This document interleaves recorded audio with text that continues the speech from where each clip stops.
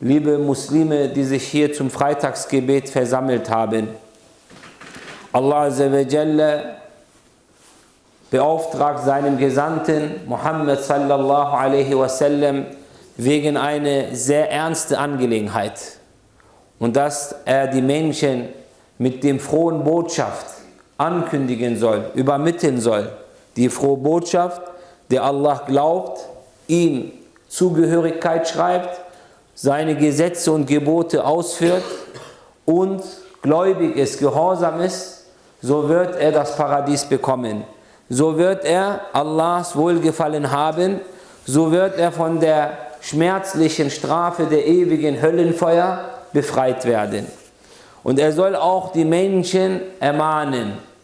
وَأَنذِرْهُمْ يَوْمَ الْحَسْرَةِ und ermahne die Menschen vor dem Tag der Verbitterung. Es wird der Tag kommen, wo wird die Menschen verbittert sein, enttäuscht sein, jammern. إِذْ قُضِيَ الْأَمْرِ und die Angelegenheit wurde beschlossen. Die Abrechnung ist abgeschlossen worden, die Paradiesbewohner sind bekannt geworden und die Höllenbewohner sind bekannt geworden. Wenn das stattgefunden ist, ist das der Tag der Verbitterung. Und der Tag der Verbitterung, Yawmun Nadama, Yawmul Hasra, ist der Name von dem Tag der Untergang der Erde, der jüngsten Tag, was Ibn Abbas radiallahu anhuma berichtet.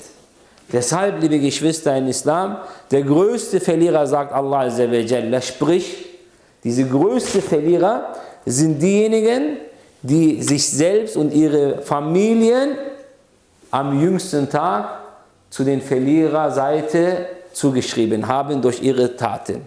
Deswegen, bevor dieser Tag kommt, sagt Allah Azza wa Jalla einen Grund, warum das passieren wird. Warum werden Menschen in die Hölle gehen? Ganz einfach. فَهُمْ فِي غَفْلَةٍ weil sie unachtsam sind. Ghafla, unachtsam mit was? Mit das, was ihnen nach dem Tod vorsteht. Sie können nicht wahrhaben, dass es ein Gericht geben wird, wo jede kleine und große Tat gewogen wird, das Gute und das Schlechte zur Rechenschaft gezogen wird. Von diesem Angelegenheit sind sie unachtsam. Und dann, was passiert? Sie glauben nicht daran. Und sie glauben nicht daran, dass das stattfinden wird. Hättest du gewusst, dass auf dieser Fahrbahn eine Radarkontrolle gibt, ein Blitzer, mobiler Blitzer aufgebaut worden ist, du würdest dich sofort vorbeugen, schützen und nicht diesen Fehler begehen. Warum? Weil du willst nicht bestraft werden, weil du willst entkommen, befreit werden, liebe Geschwister. Und das fehlt heute, dass wir vergessen haben, dass wir zu Allah Azza wa Jalla zurückkehren. Der Shaitan und seine Angehörigen tun alles, damit wir den Tod vergessen sollen, damit wir den Tod verdrängen sollen, damit wir die Rückkehr zu Allah Azza wa Jalla vergessen sollen. Wir denken, Medizin und die fortschrittliche Wissenschaft wird uns retten in jeder Sache. Wir denken, mit Geld können wir alles lösen, mit Beziehungen können wir alles lösen. Und wir vergessen, dass wir alt werden. Wir vergessen, dass wir zerbrechlich werden. Wir vergessen, dass wir zu Allah Azza wa Jalla zurückkehren werden. Deswegen, liebe Geschwister, wir müssen unsere Angelegenheiten zu Allah Azza wa Jalla überlassen. Derjenige, der seine Angelegenheiten zu Allah Azza wa Jalla überlässt, er wird auch von Allah Azza wa Jalla in Schutz genommen. Ein Kind hat keine Sorgen zu Hause. Ihm ist nicht wichtig, wie die Miete bezahlt wird. Ihm ist nicht wichtig, wie das Essen nach Hause kommt. Ein 5-jähriges Kind macht sich darüber keinen Gedanken. Was sagt das Kind?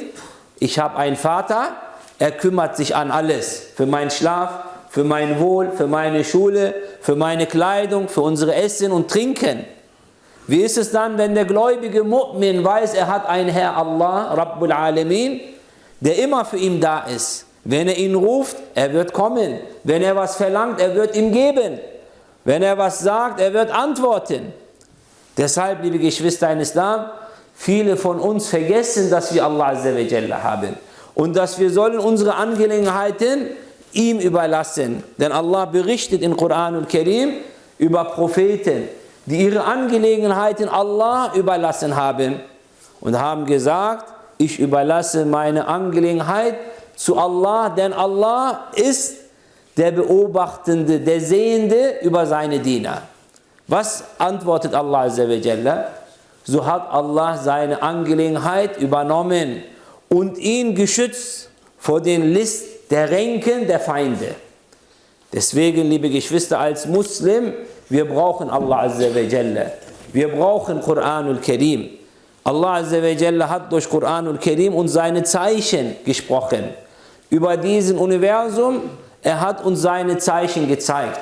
Und er hat Taten, diese Ayatul Kauniyya, und er hat seine Zeichen uns gezeigt, was er tun kann. Schaut, es gab einen Ortsteil in Kalifornien, sie haben das Paradies genannt. Heute ist es Asche geworden. Tragödie ist passiert. Deshalb, liebe Geschwister, Allah zeigt uns immer ständig seine Zeichen. Ständig schickt er uns Botschaften. Ein Auto ist gebaut worden, damit er fahren soll. Aber das Auto hat auch Bremse, der stoppt den Wagen.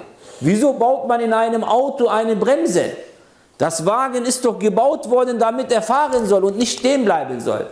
Aber diese Bremse ist eingefügt worden für deine eigene Sicherheit, damit du nicht gegen die Wand fahren sollst.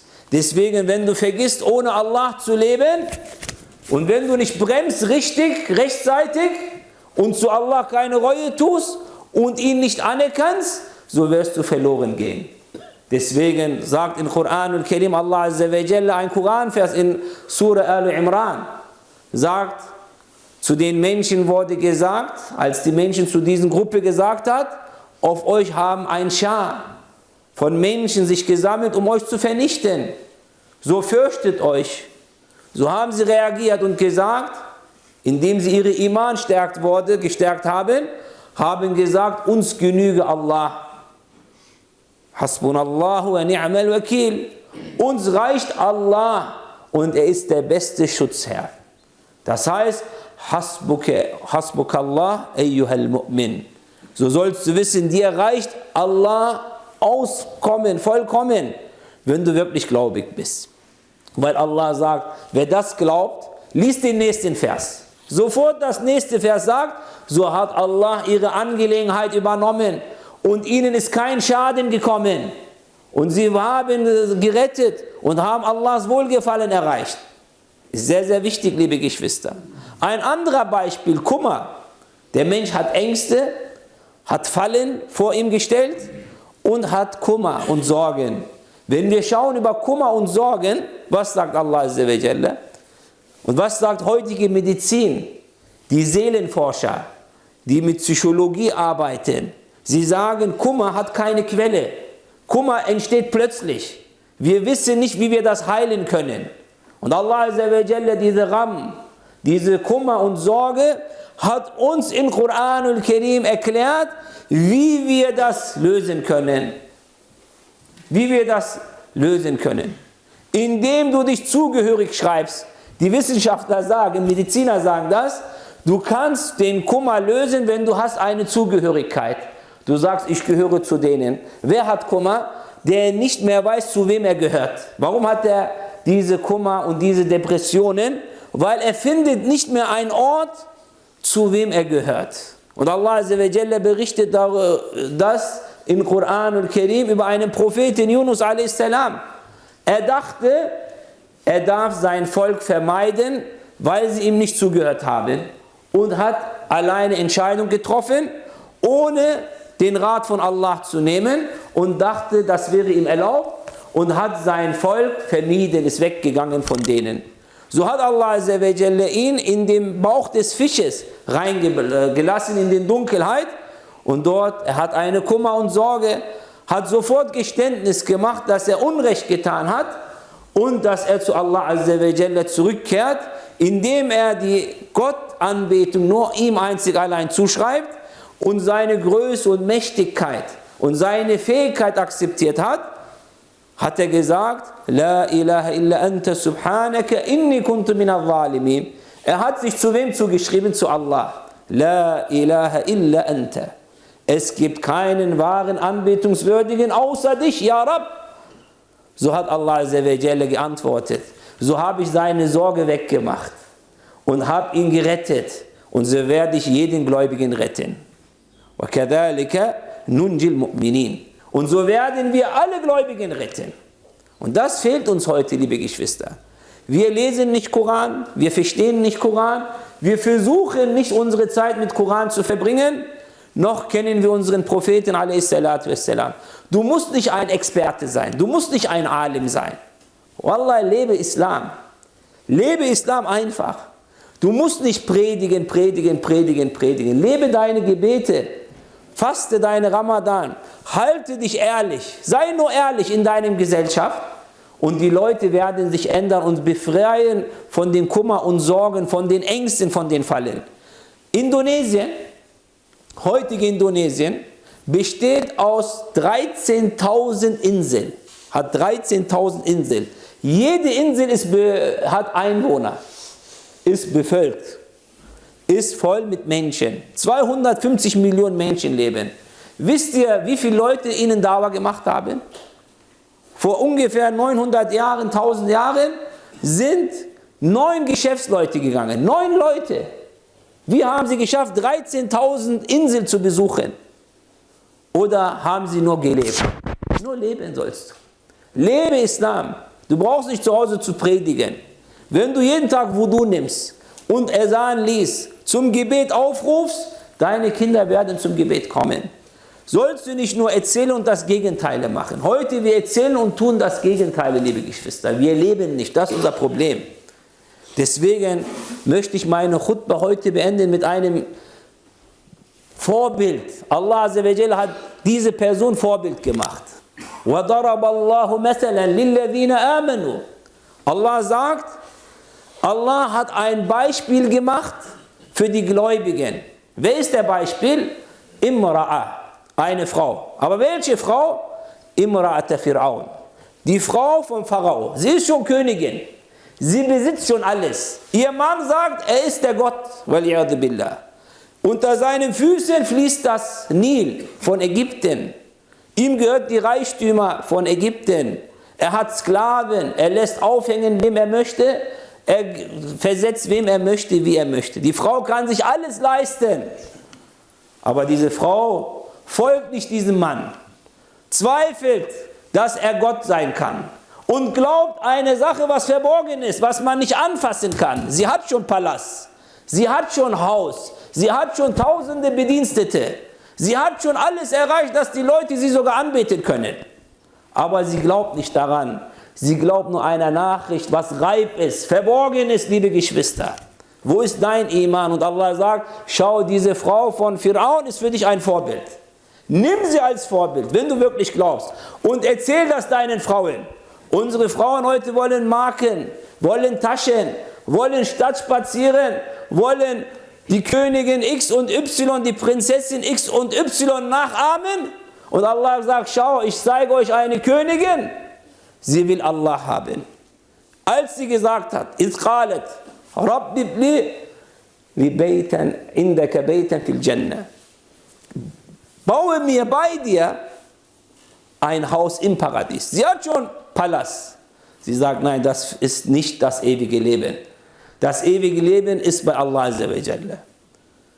Was noch? Und bewahre mich, rette mich vor Fir'aun und vor seinen Taten und vor dem Volk, was ungerecht ist. Deshalb, liebe Geschwister in Islam, erkläre das, begreife das, verstehe, dass du hast eine Mission. Und deine Mission ist, dass du sollst Allah dienen, indem du ihm deine Ergebenheit zeigst. Und deine Angelegenheiten sollst du Allah überlassen. So sollst du wissen, keiner kann dir Schaden fügen. Und es wird dir nur das passieren, was Allah Azza wa Jalla geschrieben hat. Und alle werden zu Allah Azza wa Jalla zurückkehren. Und der wahre Gewinner ist, der am jüngsten Tag Allahs Wohlgefallen erreicht hat. Möge Allah Azza wa Jalla uns diese Wahrheit erkennen. Wa aqulu qawli hadha wa astaghfirullah li wa lakum wa lisa'iril muslimina min kulli dhanbin fastaghfiruhu innahu ghafurur rahim. أعوذ بالله من الشيطان الرجيم Bismillahirrahmanirrahim. Alhamdulillahi Rabbil Alamin. Wassalatu wassalamu ala nabina Muhammadin wa ala alihi wa sahbihi ajma'in. Amma ba'd.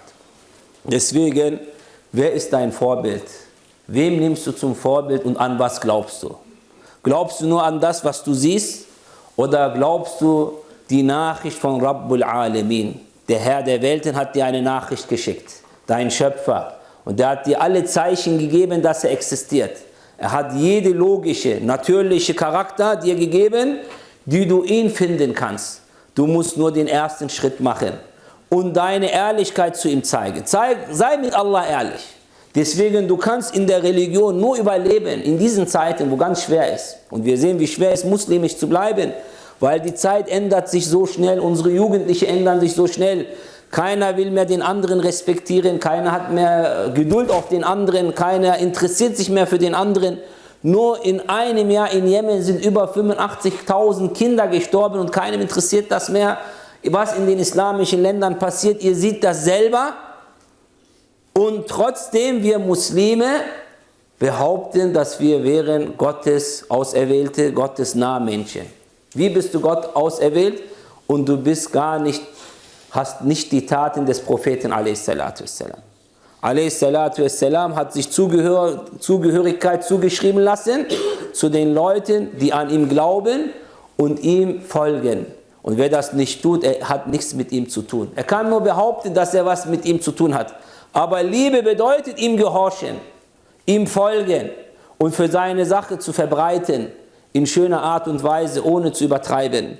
Deshalb, liebe Geschwister in Islam, so sollen wir viel diesen Religion lernen und in diesen Gemeinden noch mehr zusammenkommen, Unterrichte teilnehmen, uns entwickeln und Lösungen suchen und viel Dua machen. Wir müssen viel Dua machen, dass Allah uns Rechenschaften hält, dass unsere Herzen nicht abschweifen, dass sie nicht abrutschen vor dem Hidayat, nachdem Allah uns recht geleitet hat. Und soll Allah ständig uns mit seiner Barmherzigkeit empfangen. Denk ja nicht, du wirst auch enden, wie du angefangen hast. Das geht ganz schnell, dass deine Situation sich ändern kann. Deshalb bitten wir Allah um Vergebung, was wir gemacht haben von maßlosen Sünden. Und möge Allah uns Kraft geben, dass wir aufhören mit Sünden und dass wir die ehrliche Reue ausführen können. Und zum Abschluss berichtet Allah über eine gewaltige Angelegenheit. Berichtet über sich selbst, über seine Engel, dass Allah und seine Engel erwähnen dem Gesandten mit Segen. So hat Allah uns auch Pflicht gemacht, dass wir sollen dem Gesandten a.s. in unserem Bittrufen mit Segen erwähnen. Der erhabene Allah sagt, Inna Allah wa malaikatahu yusalluna ala nabi, ya ayyuhalladhina amanu sallu alayhi wa sallimu taslima. Und der Gesandte a.s. sagt, wer mich morgens 10-mal erwähnt und abends 10-mal erwähnt, so hat er das Recht, Yawm al-Qiyamah, dass ich werde für ihn die Shafa'a, die Fürsprache machen.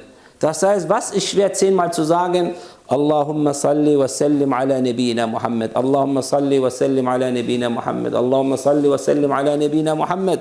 10-mal das zu sagen, das dauert nicht mal eine Minute. Und abends und morgens. Bestimmt hast du das heute Morgen gemacht.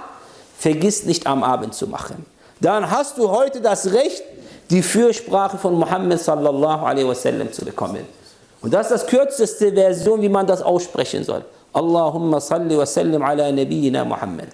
Deshalb, liebe Geschwister, wer das sagt, so wird Allah ihn bei sich noch 10-mal erwähnen und er wird die Fürsprache bekommen und seine Sorgen und seine Kummer werden von Allah weggenommen, wenn er das mit Überzeugung ausspricht, wenn er weiß, Allah ist der Hörende und Allah ist der Allmächtige und Allah hat uns diese Anweisungen gegeben und er macht das zuliebe zu Allah so wird ohne Zweifel seine Tat bei Allah belohnt und dieser Diener wird nicht enttäuscht. Spätestens mit dem Tod wird er das sehen. Spätestens, wenn er bei Allah ist, wird er das Ergebnis sehen. Schaut diese Frau von Fir'aun, wie sie war überzeugt und hat sich daran festgehalten, obwohl sie alles verloren hat. Sie hat alles abgegeben für Allah. Hauptsache, ich kriege ein Haus bei Allah, bei meinem Herrn im Paradies. Und das ist unser Ziel und deswegen sind wir jetzt zum Freitagsgebet gekommen. Wenn du anderen Ziel gekommen bist, ändere deine Niyyah, korrigiere deine Glauben, verschönere deinen Islam, reinige dich, damit dir das einen Nutzen bringt. Und so möge Allah Azza wa Jalla unsere Sünden vergeben. Rabbana zalamna anfusana wa in lam taghfir lana wa tarhamna lanakunanna minal khasirin. Allahumma izza al-Islam wal Muslimin wa adhill ash-shirka wal Mushrikin wa dammir a'da' ad-din. Allahumma inna nas'aluka al-Jannah wa na'udhu bika minan nar. Möge Allah Azza wa Jalla alle muslimischen Männern und Frauen und gläubigen Männern und Frauen ihre Sünden vergeben, seien die noch lebendig oder die schon gestorben sind. Möge Allah Azza wa Jalla unsere Kranken, die in Krankheit sind, schnell heilen. Darunter unser Bruder Lemjet, der Operation hatte. Möge Allah Azza wa Jalla ihm schnelle Heilung geben. Möge Allah Azza wa Jalla jeden Muslim von seiner Kummer, Sorgen, Schulden befreien.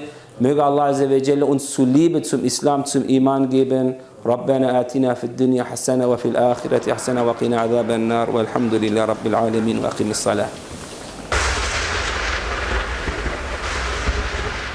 إنني أحتاج غيثا صافيا يكفي بروقا. الحمد لله الحمد لله الحمد لله. All thanks is to Allah. Every drop of rain is a mercy from above. Feeding all the earth is thanks to you. Every ray of sun, the light of the moon, the wind when it blows is thanks to you.